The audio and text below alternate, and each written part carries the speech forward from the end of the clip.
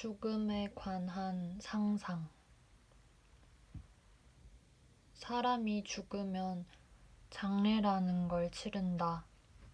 3일 혹은 5일 또는 경우에 따라 7일까지 영안실이 마련돼 생전 돌아가신 분의 가족, 친지, 지인들의 조문을 받고 마지막 날 발인을 한 후 화장을 하거나 아니면 무덤에 관을 묻고 봉분을 올린다. 그 이후로는 종교적 선택에 따라 49제가 있기도 하다. 사람이 죽으면 죽는 그 순간에 우리가 영혼이라 부르는 것은 어떻게 될까? 정말로 영혼이 있어서 장례를 치르는 동안 이승에 머무르며 자신의 장례를 지켜보다 마지막 절차가 끝나면 하늘로 올라갈까? 아니면 그런 것은 다 사람들의 추측과 바람에 불과하고 그저 완벽한 소멸만이 있을까? 미궁은 죽는 순간부터 시작된다. 세상에는 죽음 이후에 대해 수없이 많은 추측과 연구와 상상에서 비롯된 온갖 이야기들이 있지만 그 누구도 죽어보기 전에는 알 수 없다. 죽음을 앞둔 사람의 의식이 점점 흐려지다 어느 순간, 그러니까 사람들이 죽었다고 말하는 바로 그 순간 심장이 멈추고 뇌의 기능이 최종적으로 정지하고 나면 몸이야 체온이 점점 식어가며 빠르게 굳어가는 것을 눈으로 보고 만져봤으니까 알겠지만 과연 그 순간 이후부터 죽은 사람의 내면에서 무슨 일이 벌어지는가 하는 것은 살아있는 사람은 결코 알 수 없는 세계인 것이다. 관건은 소멸이냐 아니냐 하는 점. 죽으면 다 끝이다. 영혼이고 뭐고 없다. 라는 말이 맞다면 정말이지 인간적이지도 않고 허탈하기만 할 것 같다. 영혼이라는 게 없어 죽는 순간 의식이 완전히 끊긴다면 500만의 추모 행렬도 하늘을 찌르는 슬픔의 열기도 전혀 느낄 새 없이 그저 완전한 무의 존재가 되어버렸다는 것이 아닌가. 허무하다. 그래서는 안 될 것 같다. 뭔가 페이드아웃의 과정이 있어야 할 텐데. 죽음의 길로 들어서는 과정이라는 게 있어야 할 텐데 말이다. 반면 영혼이 있다는 가정이 사실이라면 조금 위안이 된다. 먼저 혼이라는 것이 유체를 이탈해서 공중을 부유하며 죽은 자신의 모습을 보겠지. 그리곤 이리저리 날아다니다 이내 자신의 죽음을 발견하는 사람들을 하나둘 지켜볼 것이다. 충격 속에 기절하고 슬픔으로 오열하는 부인과 자식들, 가깝게 지낸 지인들, 친지들, 그들의 모습에 그 자신도 서럽게 슬퍼하고 죽은 것을 후회도 해보지만 영혼이란 존재는 살아서의 감정만큼 격한 슬픔을 느낄 수는 없을 것이다. 슬픔과 안타까움 속에서도 뭔지 모를 편안한 기운이 그를 감싸고 있어 사랑과 감사가 충만한 가운데 장례 기간 동안 원 없이 이승에 이곳저곳을 둘러보며 세상을 정리하다 화장과 동시에 영혼이 하늘로 솟구쳐 오를 것이다. 이때가 진짜 헤어지는 순간, 즉 영원한 소멸의 순간이라 하겠다. 이러한 과정들은 정말로 죽어보기 전까지는 아무도 알 수 없는 일이지만 결국 이 궁금증에 대한 해답은 누구든 공평하게 알게 된다. 보통 죽어가던 사람이 다시 살아났을 때의 경험을 가지고 죽으면 어떻게 되더라 하는 사례를 연구한 경우는 있지만 그것이 정말로 죽음을 일부 체험한 것인지 아니면 그조차도 죽음과는 전혀 상관없는 삶의 일부였는지는 알 길이 없다. 내가 태어나서 처음 가족의 죽음을 접했던 건 24살 때였다. 할머니는 오랫동안 중풍, 당뇨를 포함한 온갖 병을 앓으셨는데 나중에는 흔한 말로 벽에 똥칠을 할 때까지 사셨다.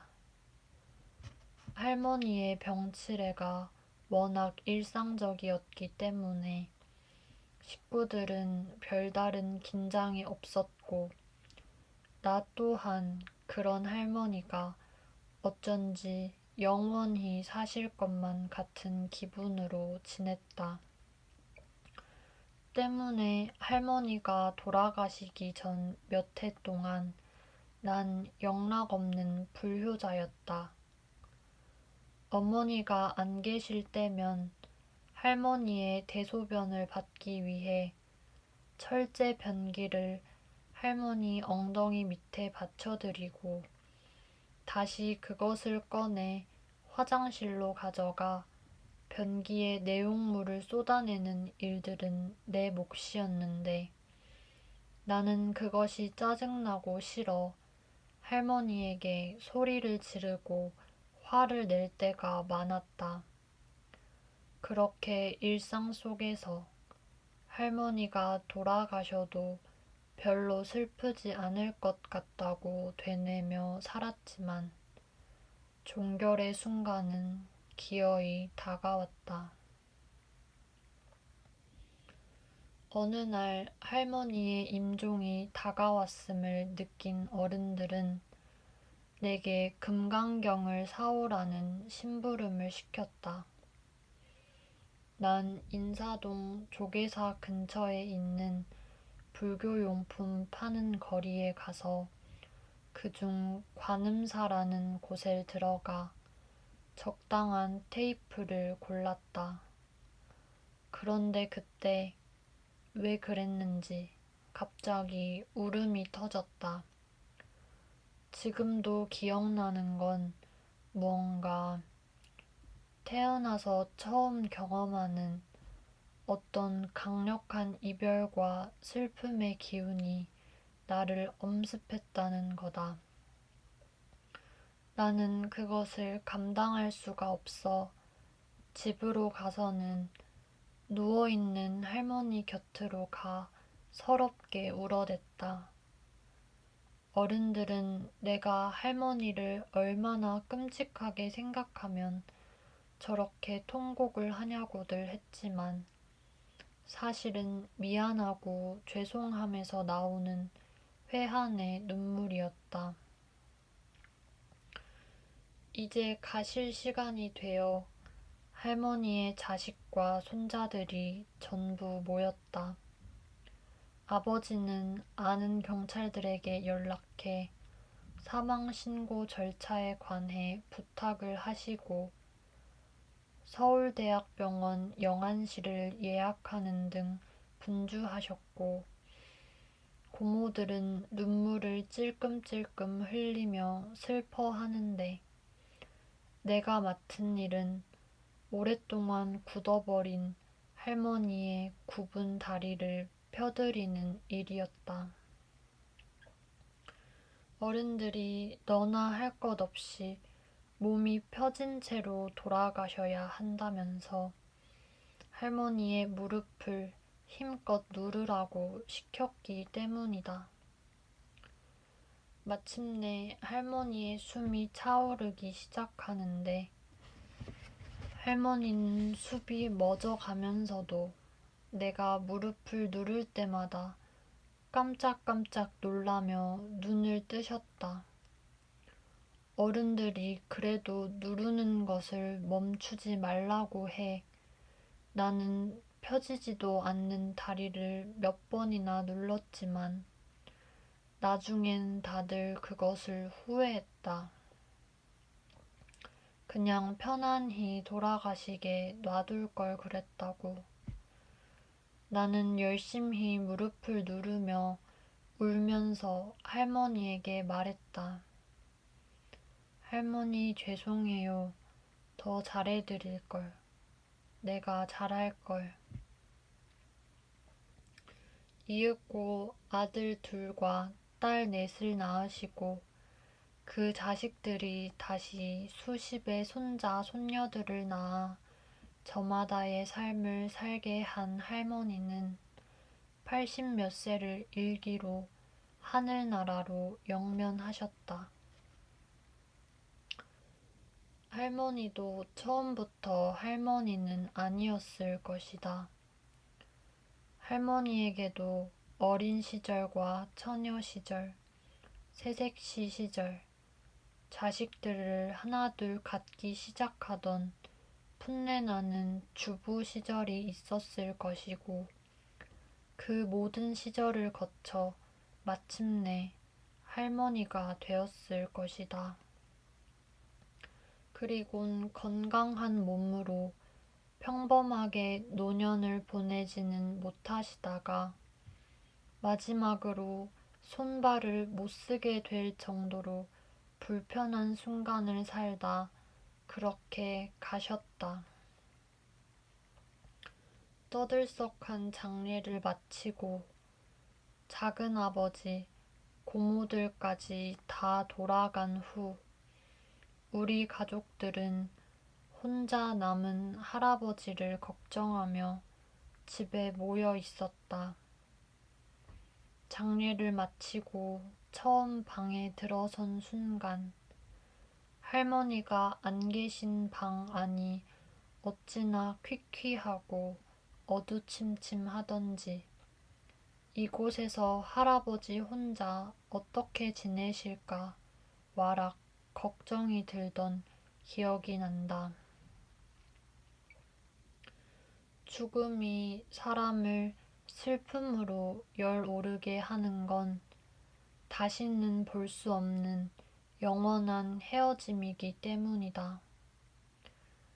영원히 헤어지는 것만큼 슬프고 감당하기 어려운 일이 또 있을까?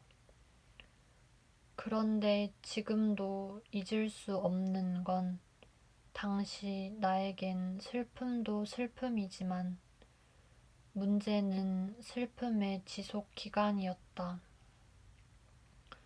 장례를 마친 후 집에 있자니 너무 쓸쓸하고 마음이 고통스러웠다. 그래서 누나들에게 이렇게 영원히 슬프면 우울해서 어떻게 사냐고 진심으로 걱정이 돼서 물어보니 다들 대수롭지 않다는 듯 시간이 지나면 괜찮아진다고 하는 게 아닌가. 난 너무 슬퍼서 그 말을 믿을 수가 없었는데 한 일주일인가 지나니 마치 거짓말처럼 감정이 스르르 페이드 아웃 되는 걸 경험했을 때 그때의 그 황당한 기분을 잊을 수 없다. 마치 슬픔이 무슨 물체라도 되어서 누가 그걸 갖다 줬다가 도로 가지고 간 것만 같은 그런 얼떨떨한 기분이었다. 나이가 들수록 죽음을 마주하는 횟수는 빈번해지고 그만큼 익숙해진다. 영원히 사실 것만 같던 할아버지, 할머니가 차례로 돌아가시고 친구들, 부모님들의 부음도 하나둘 들려오기 시작하니 이젠 언젠가는 내 부모의 차례도 올 것이다. 또한 나나 내 친구들의 순서가 우리 부모님들보다 꼭이 나중이라는 보장도 없다. 어쨌든 죽음은 누구에게나 한 번씩 오는 거니까. 생을 마친 후 만약 신과 마주하게 된다면 그는 나를 가혹하게 평가할 것인가? 아니면 삶에 지친 나를 가엾이 여겨 쉬게 해줄 것인가? 만약 내게 주어질 천당이라는 게 있다면 행불행을 감수하지 않아도 될 만한 공평함이 존재한다는 것만으로도 천당일 것이다. 마음이 아파서 병원을 찾은 환자가 쌀쌀맞고 냉정한 의사를 만나 더 큰 상처를 입는 경우가 되지 않도록 한평생 삶에 대한 회고를 객관적으로 그러나 따스한 시선으로 들어줄 수 있는 인격과 덕성의 존재가 내 앞에 있다는 것만으로도 나는 진실만을 말할 수 있을 것 같다. 아무것도 꾸미지 않고 아무것도 건너뛰지 않고 잃어버린 것에 대한 슬픔과 상실감은 시간이 지나면서 풍화된다. 어떤 것은 풍화가 되다 결국엔 마지막 한 줌 가루가 되어 그마저도 바람에 쓸려가지만 또 어떤 것은 종래에도 완전히 다 쓸려가지 않고 최후의 덩어리로 남아 화석이 되기도 한다. 나는 죽음과 함께 모든 것이 사라지길 바란다. 그래서 내겐 앨범이란 것이 없다. 기록은 내 머릿속에만 있는 기억만으로도 충분하기 때문이다. 나는 죽음 이후의 세계가 존재하지 않았으면 좋겠다. 다만 소멸 직전에 약간의 절차를 기대할 수 있다면 장례를 치르는 동안 영혼이 죽음을 준비하고 세상과 이별할 시간을 가질 수 있길 바랄 뿐이다. 사람은 죽으면 어떻게 될까? 해답은 누구에게나 공평하게 주어진다.